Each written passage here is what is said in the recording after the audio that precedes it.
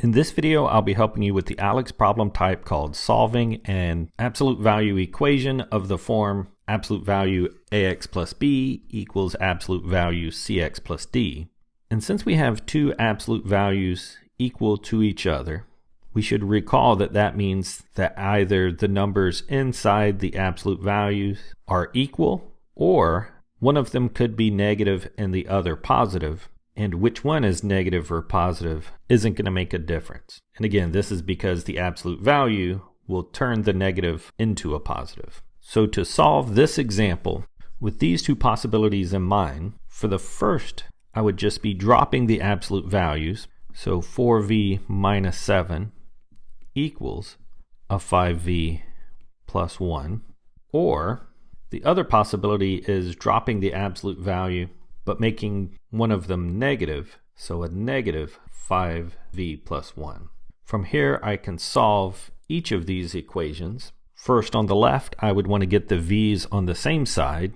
So here I'll subtract the 4v from both sides.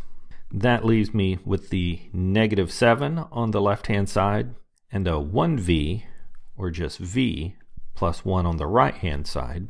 Continuing to isolate the v, I would subtract 1 from both sides. So negative 8 equals v is one of our two solutions. But we can see from the other side that we would first want to distribute the negative. So 4v minus 7 on the left. Distributing the negative would give us a negative 5v minus 1 on the right.